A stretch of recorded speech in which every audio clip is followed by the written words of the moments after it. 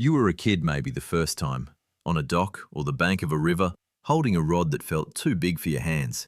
And then the line went tight, and you pulled, and there it was, swinging up out of the water, flashing silver, alive in a way nothing in your hands had ever been. A fish. Your fish.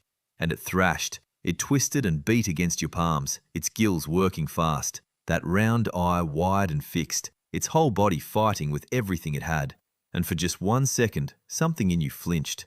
A small, uninvited thought. Is it scared? Is it hurting? And then someone older, someone you trusted, said the thing everyone says. Nah, fish don't feel anything. And you believed it. You wanted to believe it. So you let the thought go and you went on. So here is the question tonight, the one that flickered in you on that dock and then got waved away. What does a fish actually feel when it's caught? Does it feel pain? Fear? Anything at all?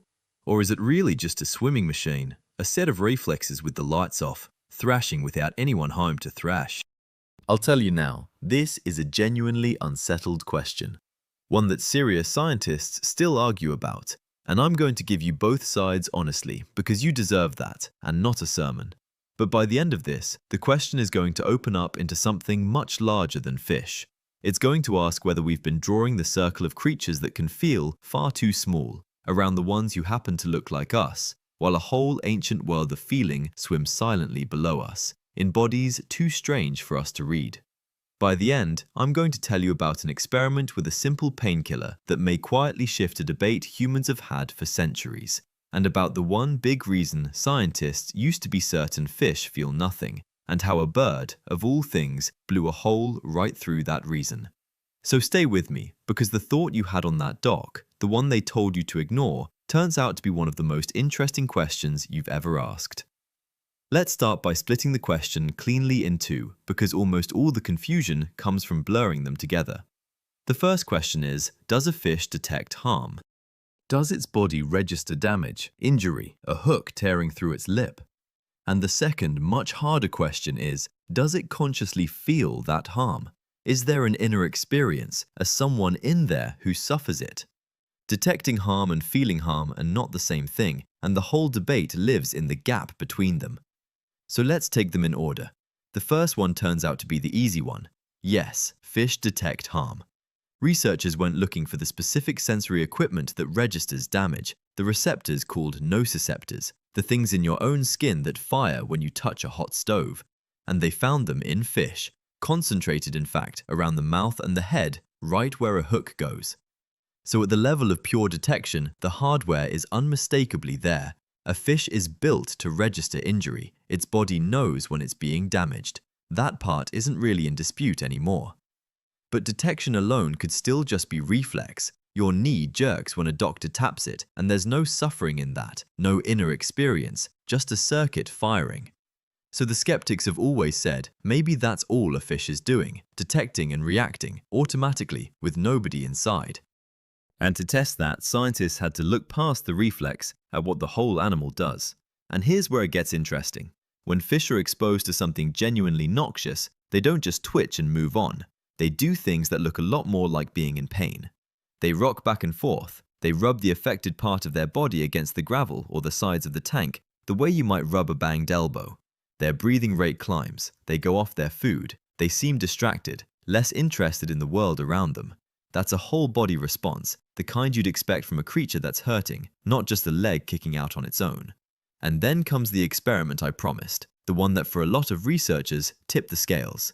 They gave fish a painkiller, an actual analgesic, the kind that works on the brain to dull the experience of pain. And those pain-like behaviors, the rocking, the rubbing, the faster breathing, faded. Now think about why that matters so much. A pure reflex shouldn't care about a painkiller. A knee jerk doesn't stop because you took an aspirin. If dulling the central experience of pain makes the behavior go away, that strongly suggests there was a central experience there to dull. Not just a circuit firing, but something being processed, something more like actual pain. That single result moved a lot of careful people from, sure it's just reflex, to maybe it really feels. There's more. Researchers found that fish in pain became less responsive to things they would normally be wary of, as if the pain was taking up their attention, occupying them, pulling their focus the way real pain pulls yours. And when they were given pain relief, their normal caution came back. That's another fingerprint of genuine experience rather than reflex, because a reflex doesn't compete for your attention. Something has to be experienced to distract you. And on top of all this, a caught fish shows a full-blown stress response, the same kind of physiological alarm a stressed mammal shows, the struggle, the exhaustion, the chemistry of fear flooding the body. And while we're here, let's bury an old myth, because it's been used for years as an excuse. The idea that a fish has a memory of 3 seconds, that it lives in a blank, forgetful instant with no past, is simply false. Fish learn. They remember. They learn to avoid the spot where they got hooked. They remember dangers, recognize other fish, navigate, solve problems. They are not the empty, instant-to-instant machines the myth made them out to be. Whatever a fish is, it is not blank. So that's the case that fish feel. It's a strong case, and it's gotten stronger, but I promised you both sides honestly, so here is the serious counter-argument, and it deserves real weight because it's not silly. The skeptics point to the brain. In mammals, in you, the conscious experience of pain is tied to a particular structure, the neocortex, the big, wrinkled outer layer of the brain. It's the part where, as far as we can tell, the felt experience of suffering gets assembled. And fish don't have one. They have nothing like our neocortex. So the argument goes like this. Maybe fish have all the detection, all the nociceptors, all the reactions and stress responses, but without the specific brain machinery needed to turn those signals into a felt, conscious experience. Pain signals racing through the body with no one actually home to suffer them. It's an uncomfortable idea, but it's a coherent one, and smart, serious scientists have held it. But here's the hole in it, and it comes from the most unexpected direction. Remember, from earlier in this series, the magpie, the bird that looked in a mirror and recognized itself, passing a test most monkeys fail. Birds are clearly intelligent, clearly emotional, clearly experiencing, feeling creatures. And here's the thing, birds don't have a mammalian neocortex either. They have a completely different brain architecture, and yet that different architecture clearly produces rich minds and, almost certainly, real feelings. Which means the logic, no neocortex, therefore no experience, falls apart. Absence of our specific brain structure does not prove absence of an inner life. Evolution, it turns out, can build feeling more than once, along more than one road, in brains that look nothing like ours. The fish's brain is deeply alien to us, but alien is not the same as empty. And once the bird showed us that feeling doesn't require our particular hardware, the confident claim that a fish must feel nothing lost most of its foundation. So where does that leave us, honestly? Not at certainty. I won't pretend the debate is fully settled because it isn't, but the most honest summary of where the evidence points is something like this. Fish very likely feel more than we long assumed. There is real, mounting evidence of pain-like and fear-like experience, but exactly how much they feel and what it's like from the inside, we genuinely cannot be sure. And that uncertainty itself turns out to matter enormously, as we'll see. Because even if a fish does feel, its experience is almost unimaginably different from ours. A fish lives suspended in 3 dimensions of water, sensing every ripple and pressure change across its whole body through a sense we don't even have. It has no eyelids. Its world, its sensory reality, is something we can barely picture. So whatever a fish feels, if it feels in a key we have never heard, in a body and a world utterly foreign to our own. We met this humility earlier with the mirror. We cannot truly know what it is like to be a creature this different from us. We can only look at the evidence and reason carefully and stay honest about the size of our own ignorance. And now we come to the turn, the uncomfortable one, and I want to handle it gently because it's not an accusation. Here it is. Ask yourself why we were always so sure the fish felt nothing. Was it really because we had strong evidence that it felt nothing? Or was it because we simply couldn't read it? Because look at what a fish is, to us. It doesn't scream. It has no face that crumples in distress, no expression we recognize, no cry, no whimper, no tears. Its round eye doesn't well up. It struggles in total silence, in a medium we can't even breathe, and then, out of the water, it slowly goes still. So we looked at a creature whose suffering, if it exists at all, is completely invisible to us, and we concluded there was no suffering. But that's not what the evidence said. That's just what our eyes couldn't see. We mistook "I can't read its pain" for "it has no pain."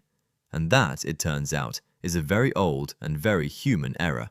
And it has never been only about fish. We hand out our empathy generously to the warm and the furry and the faced. The dog whose whole body tells us how it feels. The cat, the creatures that look back at us with eyes like ours and wear their feelings where we can see them. And we withhold it almost automatically from the cold, the silent, the alien, the ones who can't show us their insides in a language we already speak. The whole long history of human compassion has been the slow, difficult work of widening that circle, of learning to recognize feeling in beings less and less like ourselves. And the fish sits right at the frontier of that circle, right at the edge of what we're willing to imagine feels, asking us, quietly, to look harder. And here is where this turns warm, and I want to be careful because this is not a lecture and it is absolutely not about shame. If you fish, this is no finger pointed at you. Fishing is one of the oldest and most human things there is. People have fed their families from the water since the very beginning, and there is nothing in this episode that says they shouldn't. The point was never guilt. The point is sight. Because the honest answer we landed on, that a fish probably feels more than we let ourselves believe, that we can't be sure how much, doesn't ask you for guilt. It asks you for something better. It asks you for respect. Think about the people throughout history who lived closest to the animals they took, who fished and hunted to survive. So many of them held exactly this, a deep respect for the creature, gratitude, a refusal of needless cruelty, an understanding that they were taking a life that mattered, and a refusal to pretend otherwise. They didn't insult the animal by calling it a machine, they honored it. And that ethic of care, of respect, of gratitude, of sparing needless suffering wherever you can is available to every one of us, and it costs nothing but attention. You don't have to stop fishing to stop pretending the fish is nothing. You can simply hold the truth, that it might feel, and let that truth make you a little gentler, a little more thankful, a little more careful. That's not a burden, that's just being awake. And the deepest gift in this whole strange question is this: to recognize the possibility of feeling in a creature so utterly unlike you, cold, silent, faceless, sharing none of your warmth and none of your expressions, is one of the most expansive things a human heart can do. It is the very same act of imagination that lets you recognize the inner life of any being unlike yourself. The fish, of all creatures, can teach you to look for the someone hiding behind even the most unreadable face. And when you can do that, when you can grant the possibility of feeling to a creature you cannot read at all, you have stretched your compassion to one of its furthest, most generous edges. That is not a weakness, that is a kind of grace, and it makes the world so much larger. Imagine it for a second, a whole ocean full of ancient feeling, swimming silently below us in a key we never learned to hear. Billions upon billions of small lives, each one may be a someone, in a world we can barely picture. The sea you thought was mostly empty, mostly machinery, mostly cold reflex, suddenly fills up with the possibility of experience, of fear and pain, and maybe even something like wanting to live. That doesn't make the world heavier, it makes it richer. More astonishing, more alive, and a great deal more deserving of our care. Isn't it strange, and isn't it humbling, how much feeling there may be in the world that we simply cannot see just because it doesn't wear a face like ours? The fish struggles in silence. The bird feels without the brain we thought feeling required. A whole ocean of inner lives flickers below us, unread. It's the same machinery we followed all season, into every quiet room, and now into the deep water. The mind that feels watched in the dark, that loses itself in a doorway, that raises fur it no longer has, that holds its missing people, that grieves, that dreams, that forgives, that knows itself in its own quiet way, that can break and can heal. And here, at the very edge of what we're able to recognize, the oldest machinery of all, the simple, ancient capacity to feel, possibly running in creatures so far from us that for thousands of years we never even thought to look. So, what does a fish feel when it's caught? We can't say for certain, but the honest, careful answer is that it very likely feels more than we ever let ourselves believe, in a way too alien for us to fully know. And maybe the real lesson isn't about the fish at all. Maybe it's that we should be slower to assume a creature feels nothing just because it can't show us, in our language, that it feels. The circle of who we recognize as kin has only ever grown, and the fish on the line, silent and unreadable and possibly far more than we knew, is sitting right at its edge, asking us, the way that fish on the dock asked you all those years ago, to look a little harder and to care a little more. I have no face that you can read, no voice you'd recognize as a cry. When you pull me from the water, you see only thrashing and then stillness, and you've told yourselves for a long time that there's nothing behind it. Maybe you're right. I can't make you understand my world. I can't show you my insides in a way your kind knows how to see. But before you decide there's no one here, consider that the silence might be yours, not mine. That the emptiness might be in your reading, not in me. You don't have to stop. You only have to stop pretending I'm nothing. Look a little harder at the creatures you can't read. There may be far more of us in here, feeling far more than you ever let yourselves believe.